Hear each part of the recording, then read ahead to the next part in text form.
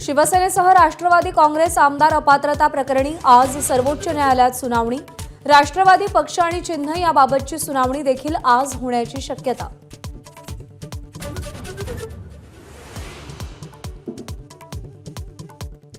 मराठा ठोक मोर्चाचे कार्यकर्ते आक्रमक। उपमुख्यमंत्री देवेंद्र फडणवीस आणि शरद पवारांच्या निवासस्थानाबाहेर जवाब दो आंदोलन।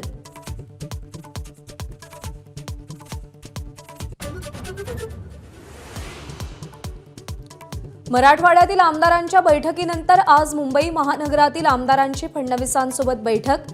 विधानसभेच्या अनुषंगाने चर्चा होण्याची शक्यता।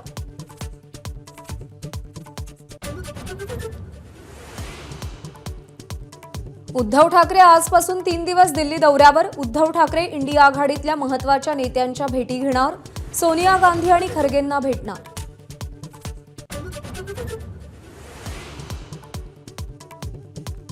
कालच्या पडझडीनंतर सेन्सेक्स आज 900 अंकांनी उसळला। निफ्टीमध्येही 350 अंकांची उसळी। जपानच्या शेअर बाजारातील उसळीचे भारतातही परिणाम।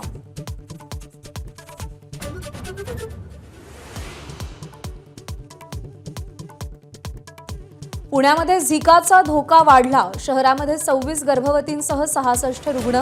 झिका बाधितांच्या संपर्कात आलेल्यांची तपासणी होणार।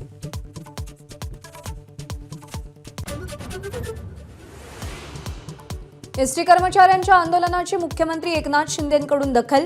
आज एसटी कर्मचारी संघटनांसोबत चर्चा। संप रोखण्यासाठी सरकारच्या हालचाली।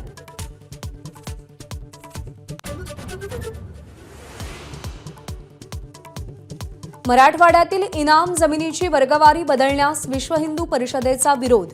मंदिरं आणि मठ परावलंबी होण्याची शक्यता असल्याचं विश्व हिंदू परिषदेचं मत।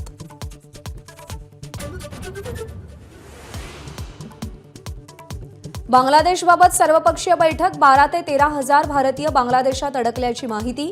एअरलिफ्ट करण्याएवढी स्थिती अजून चिघळलेली नाही, सरकारचं बैठकीत निवेदन।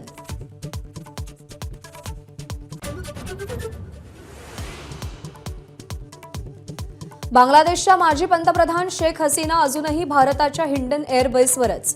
पुढील काही दिवस दिल्लीतच थांबण्याची शक्यता। बांगलादेशात अंतरिम सरकारची घोषणा।